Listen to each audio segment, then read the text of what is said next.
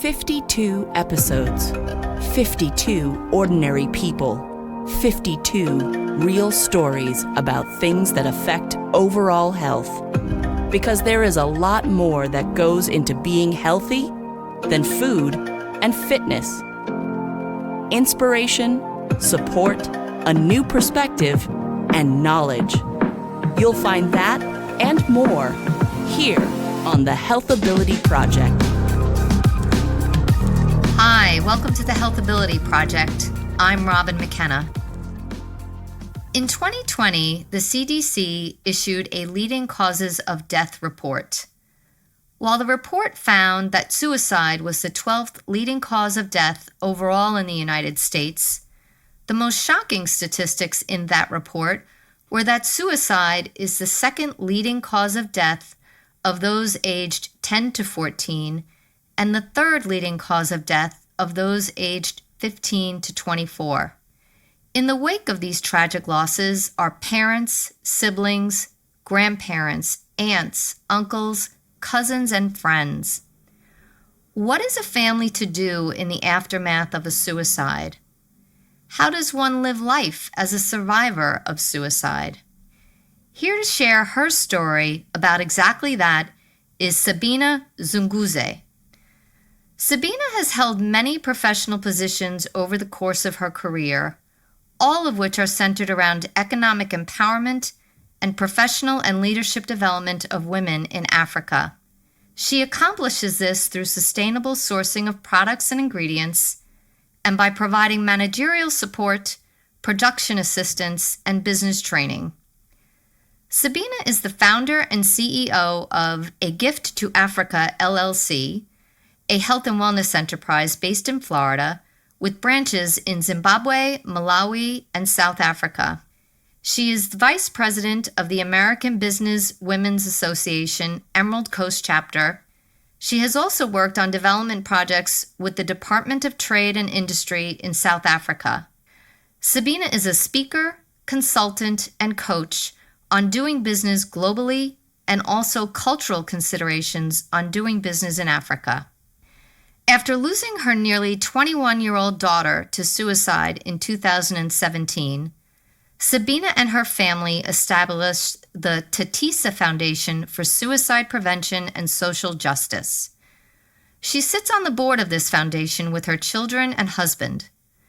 Sabina also speaks and offers trainings to schools and communities on suicide prevention gatekeeper trainings around the country. She is a Zimbabwean native who has resided in the U.S. for over 30 years. Thank you so much for joining us today, Sabina. I'm so glad to have you. Thank you, Robin. I'm so glad to be here. So, Sabina, how did you find the strength to move on and get through what happened? And what did you do about it? Can you tell us this story? Yes, I guess people say, we all grieve in different ways. However you feel comfortable in grieving is what you would do. With our Tatissa, when she passed, she was in school and none of her friends suspected anything. We didn't suspect anything at all. Everything now is in hindsight that we now think, why would she have said this? Or why would she have done one thing or the other? Which we should have known. Because also as part of my history, I've worked in children's mental health for quite a while. And having been in that industry, you would think you would know, some of those things. But I did not know at all. So me as a mother, there's no telling anyone who's not a mother who's lost a child how that feels. It is hard to find that soft spot where you feel like maybe this is what I have to do because every day is so different. Every day you have guilt, you have shame, you have blame, you cry, there's no knowing what the day would bring. But I thought to myself after a long while that the only way I can honor my daughter is to do something great that she would have loved. If I can save any child, anybody, to save any mother from the agony that I go through, that would be the best thing that I could do for my daughter. That's how we formed the Tatissa Foundation. So the family, all of us, we just, there was not even any question, amongst us, the children, my other sons and daughter, and my husband, what we should do, because we knew that this was the thing that we need to do. And what does the Tatissa Foundation for Suicide Prevention and Social Justice focus on? How did you get that started, and what are the programs like? Yes, so Tatissa passed in March of 2017. We formed the foundation later in the year, on 2017 as well, I think around November. And our whole purpose, as I said, was, to try and spread the word, just for people to know what are the signs, what can you do when you're confronted, what should you look for, and our whole purpose was, how can we do anything to save any child or teen? We focus mostly on youth. So what we decided to do was, try and leverage those who are already in the suicide prevention arena, because we are all new to it. We didn't know where to start. And we were looking at programs, something that would have an impact on this issue. We are here in the Panhandle. We are around the Destin area. And we found a program that is that comes out of Utah, and it's called Hope Squad. They give a peer-to-peer prevention, it's a peer-to-peer prevention program for the schools, where we teach the other kids how to recognize the signs for prevention, because we know that peers will talk to their peers before they talk to adults, and that is a fact that has been written in so many journals. It's evidence-based. So what we do now under the foundation is we are sponsoring one of the schools here, the high schools, under this program. It's called Hope Squad. So that's one of the things that we do. And then on the social justice, as you know, we also have a social justice piece, and we wanted to have social justice in there because Tatissa was very active at the school that she was at on social justice issues. Anything that came up, she was number one. She was there advocating for those who don't have the means. She would be in the prisons. She would be at the animal shelter. She would be, she did all of those things. So we thought we wanted to include the social justice piece. So what we do under the foundation is that we also sponsor girls in Zimbabwe, where we come from, who at the threat of early marriage, so they will leave school and have to be married. You'd find a girl who's 9 years old married to a 72-year-old man because of mostly it's economic issues. So we would put the girls into school so that it's not a burden, and it deters the family from having the girl, being married at such an early age. So that's one of the other things. And then we are also getting into scholarships and sponsoring different things here and there. Yeah, so that's what we do. When you and I spoke initially a few weeks back, you had mentioned that in Zimbabwe and perhaps some other areas in Africa, that the topic of suicide is still very, very taboo. And I believe you had mentioned that you were trying to make some inroads there to bring this suicide prevention awareness to those communities in Africa. Can you tell us a little bit about that and what you've seen and the challenges you've faced and how you might be overcoming them? Yes, so I don't know about overcoming, but we are trying. Generally in Africa, suicide is not taken very lightly. Most of the time it's tied onto some cultural thing that if there's a suicide in your family, probably the ancestors were not very happy with you. So there's a lot of stigma that you do not get. A lot of people who died by suicide they don't even say that. They will say something else because of the shame that comes with it, that maybe the ancestors were angry with you, or suicide, those who commit suicide, they're crazy, something is wrong with the family. Anything negative you can think of comes out of that. So you find that people don't quite talk about suicide at all. So right now, it's even worse with the teens having been under lockdown and all the pressures that are coming because of economic issues, that they cannot go to school, they cannot finish school. Those who were in college could not finish because there's no money. And then we're finding a lot of suicides coming out of that because of just the frustration. But then imagine, something happens like that and people don't say what that person died of because because of the shame that you feel that the family would come up to. So what we are trying to do is, again, to partner with Hope Squad, because now Hope Squad, beyond just being in schools where you do a peer-to-peer kind of thing, it has expanded into the military arena. It talks about all these cultural kind of things where the emphasis is on peer-to-peer education, because you are likely to talk to your peer and your peer might detract you from, harming yourself before it ever happens. So what we're trying to do is to go into colleges and see whether we can get, those who are open enough to get us in there, so we can have a program where the teens or young adults could talk to each other or have someone to talk to, because they cannot go to their elders to go and talk about this if you're feeling that way, because you're damned. I mean, nobody would believe you that, you are really feeling like, I need to end my life. Nobody would take you seriously till it's done. And when it's done, nobody wants to admit it.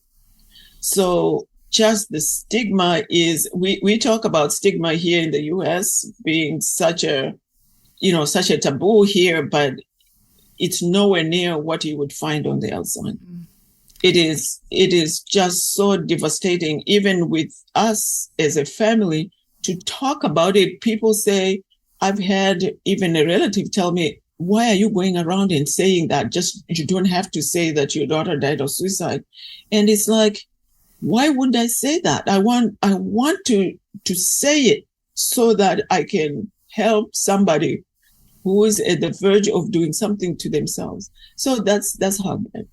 So it seems obviously there's the cultural barrier there in their mindset of their view of suicide, but they're not even thinking about perhaps the benefit of talking about it so as to save another child or another individual and to save another family grief. That does not even come into play for this culture. Yes. So yeah, there's a lot of work. I mean, this is, generalizing it generally on, right. The outside. Right. Yeah, it is sad. It is so sad. I mean, even us, as I said, just talking about it, having gone there to say, look, we've got this foundation. People will say, oh, that's wonderful. You're doing that. Or some people will come in private and tell us, I had my uncle, I've never told anyone. I mean, so many stories. I've never told anyone what happened to my uncle or whatever. And I'm so glad you're doing something about it. But they don't want it to be known. They don't want us to even talk about it. It's like you're told in confidence, and that's it. Let it lie under, the sheets. That is a really big challenge to face. Yes. I'm just amazed that you're taking that on, and clearly very thankful. What has been the response of the work that you're doing more locally in the Destin school system? What has the response been from educators or even kids? It is amazing because, educators, them over and above just being a teacher or an administrator in the school system, you're still a mother, you're still an aunt, you're still in the community, and you've had something happen to you in your private life. So we go around to schools and talking about it and having, because with the program, we have to have what we call advisors. Those are teachers who would then work with the peers who are in the program. We want them to volunteer to be part of this program. It is just astounding what you would find. Everyone wants to be involved. Everyone wants to do something. Wow. So the response has just been so positive. And as you know, there's been so much being talked about in the news, about suicide. There's been so much being talked about how our economy is now so turned around, especially for the youth. You talk about the ages 10 to 14 being the second highest, cause of death. And we are finding that just at the age of 10, just that age, it's just incredible. And now it's starting even as early as 8 years old, 6 years old. We're seeing little kids, kindergarten kids, trying to harm themselves. So we do have an issue. We do. How much do you think social media plays into this rise in suicide, especially of the younger kids? Because there's obviously the other very front and center topic of conversation is cyberbullying, and then the in-person bullying that results from cyberbullying when the kids are all together. Yes, absolutely. As you know, social media, you will find those who are up there, they're always talking about the glory that's going on in their lives, right? We don't see too much of, everything under what's going on behind the scenes. Mm-hmm. So the kids are taking all of that. They're taking that face value and think, what is my life up to? And seeing all these wonderful things. And beyond that, there's all this bullying that's going on, as you just mentioned. There's so much bullying going on, whether in person or cyberbullying. We're talking about imposters online who might intimidate a kid, and we don't know because there's just so much information out there. Mm-hmm. Kids have phones all the time. They're getting all this information from all over the place. But the positive side of all of that, there are people who are coming up with different apps that you can use as a child, to help you cope with however you're feeling personally or inside, because some kids don't talk. They don't say. You find out what is happening after the fact or way, late in that situation, that now there are people who are coming out, even youth who are coming up with different apps that you can talk to the app yourself and it will send you positive messages. So at least, you're not just feeling low by yourself. And then programs like I'm saying, the one that we are dealing with, where you have other kids in the school, you know which kid to go and talk to. You have someone you can talk to who doesn't judge you, who might be from another group of kids. We don't deal with just the popular kids. We deal with all kinds of kids, and we want all of them to be accepted by this group of kids now that we train in the schools. So, yeah, there are positive things, but the negativity that's out there, is just tremendous. I don't know how the kids do it nowadays. We didn't grow up with any of this stuff. Thankfully. I think about that quite frequently. Would you say that you are a stronger person now as a result of this event in your life, or perhaps that maybe you have found new strengths that you didn't think you had? Really, what you're doing is unbelievable. Yes, and you have to be a strong person to do the dance with a public school system and cultures in Africa. And I also talk to community groups. So I do gatekeeper training, where I teach people to know the signs, what to say and what to do. Then we don't teach them to be counselors or anything. It's just, what is it that you can do to deter someone from harming themselves? Being stronger, I think this is my way of grieving. It is tough. Every time I do any of this, there's no, most of the sessions I do, there are always tears. I always have tears. At the end of it, I always hear people who would come after that and just want to hug me, which is great because I need that. I don't go out there and tell people, oh, well, this is what happened to me. But when I'm talking about that kind of stuff, I hear lots of things. I hear people whom I would also, because of my training in all of this, I would also help them in dealing with whatever is going through with them or what has gone through with them. I mean, because some people have lost people already. So I find the strength in hearing someone saying, thank you. Now I know, because at the end of each training, we do give a certificate. We do give resources. So depending on where I am, we'll give resources of saying, okay, so if somebody comes to you, these are the signs, what should you say? And then, what do you do? And where do you send them? And what do you do to send them for help? And then we do have list of, whether it's 911 or 988, which is now the new number for mental health crisis, or local numbers, local police, local emergency, like first responders and all that stuff. Do you feel that in hindsight, when you were receiving the training in order to be able to give the training to other people, was that helpful in your grief process? Yes. I think if there's one thing that I learned is that even though I blame myself for not having listened, I know that it's not what I did. Unless somebody had come to me and told me what to do, I wouldn't have known what to do.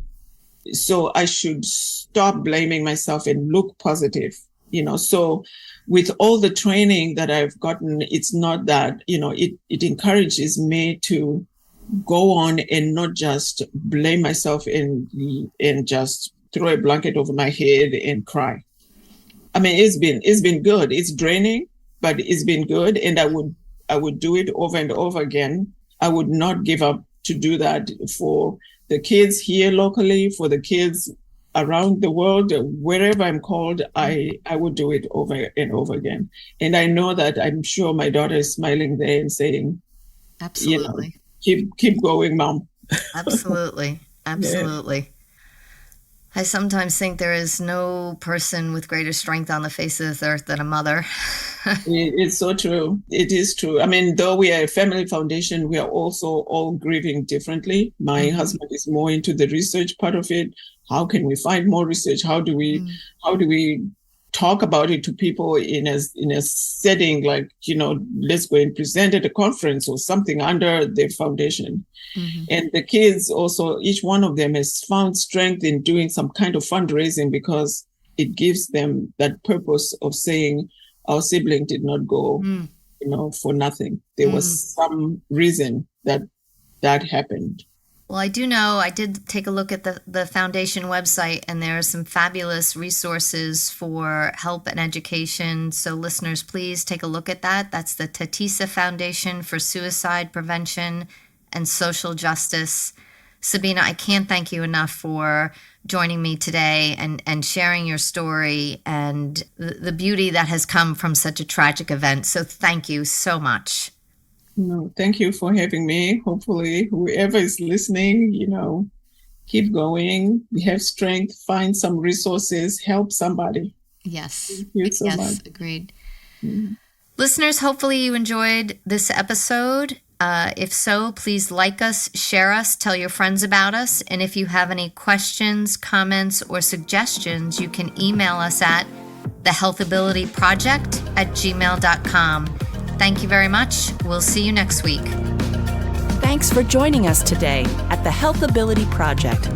We'd love to hear from you, so please email us your questions, comments, or suggestions, including future guests, to thehealthabilityproject@gmail.com. And please like us, subscribe, and share us with your friends.